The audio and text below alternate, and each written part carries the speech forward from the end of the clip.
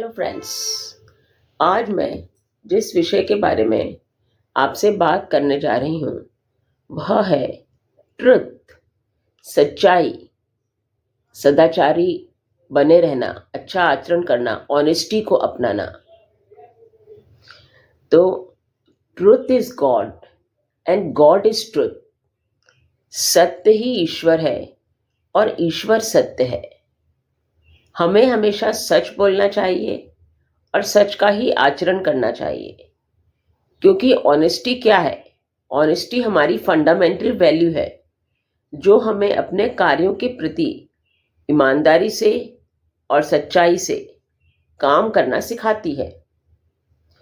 और यदि जो इंसान सच बोलता है वह स्वयं पे भी विश्वास करना सीख जाता है, वह आत्मविश्वासी बन जाता है और इसके अलावा वह दूसरों पर भी आसानी से भरोसा कर लेता है।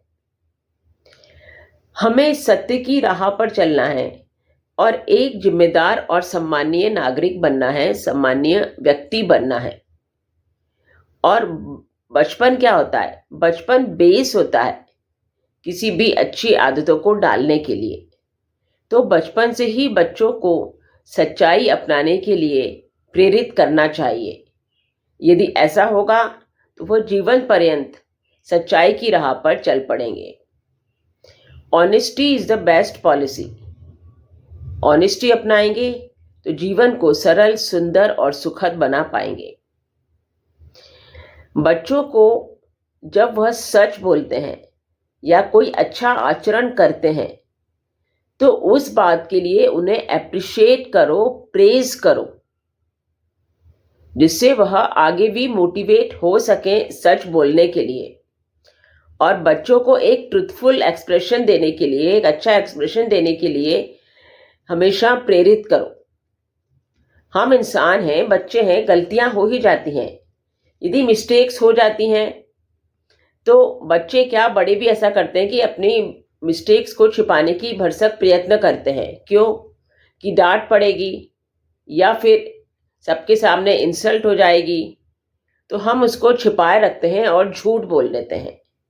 यह आचरण हमें कभी भी नहीं अपनाना चाहिए।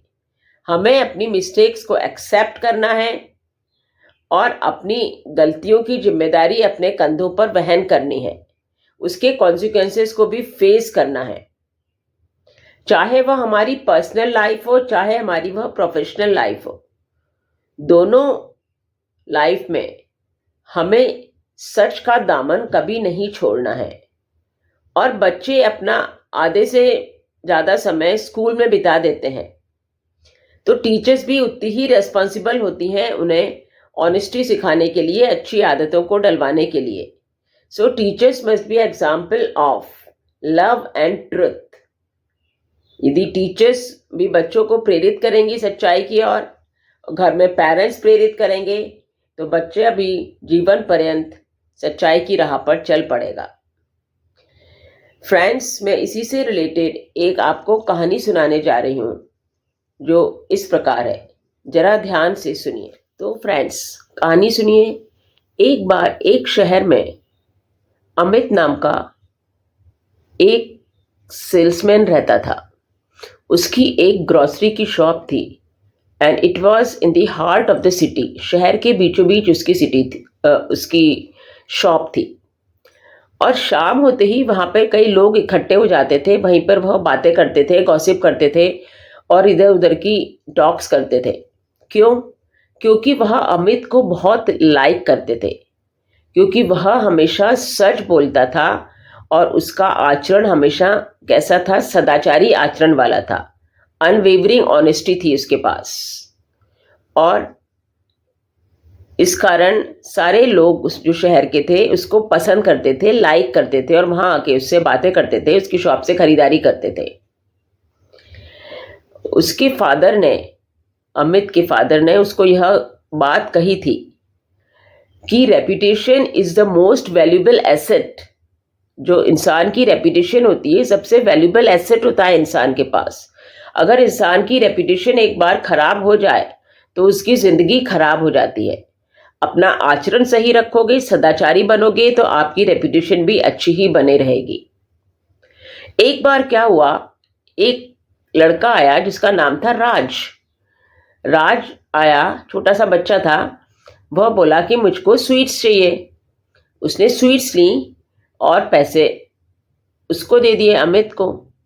अमित ने कहा, बेटा आप मुझको ज़्यादा पैसे दे रहे हो, ये पैसे आप रख लो, इतनी की स्वीट्स आपने नहीं ली है, ये पैसे वापस ले लो।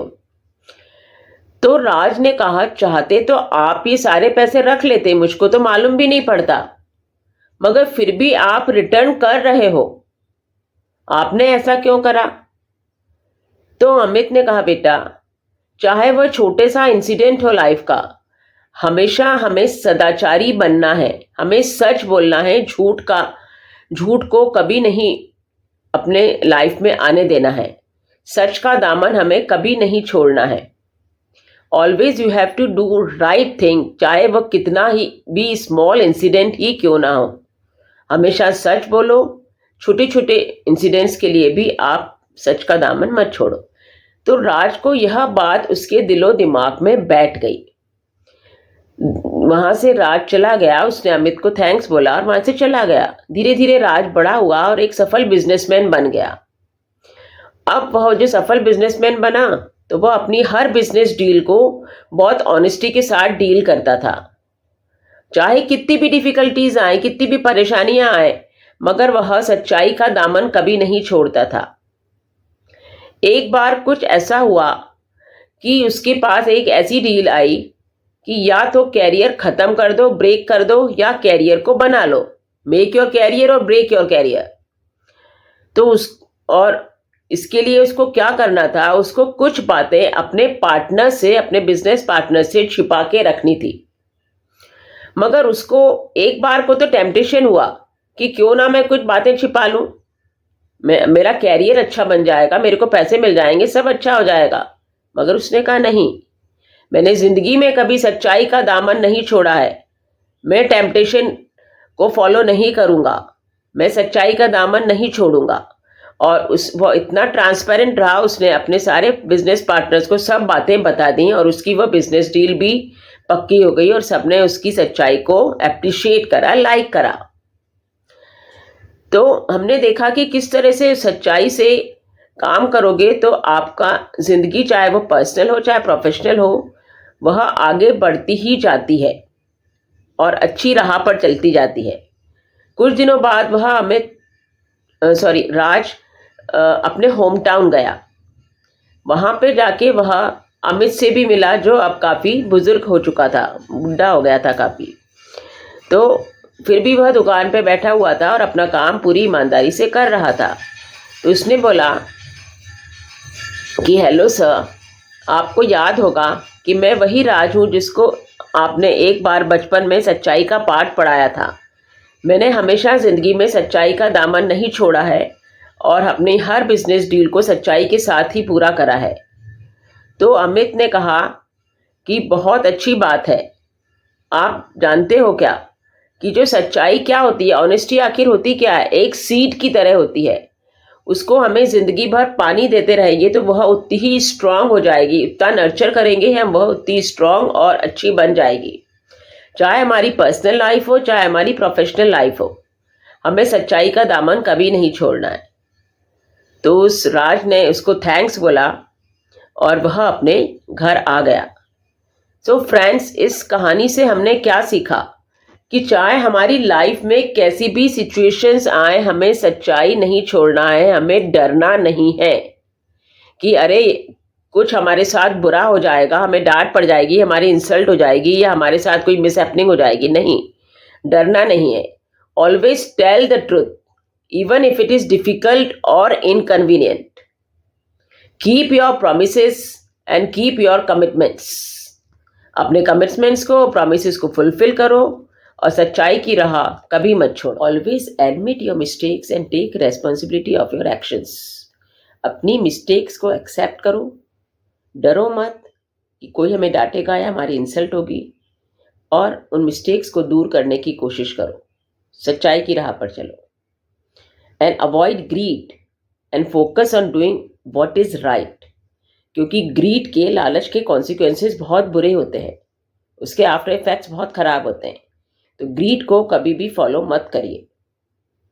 ऑनेस्टी क्या है? Honesty is the fundamental value and will become better person and have strong relationship based on trust and respect.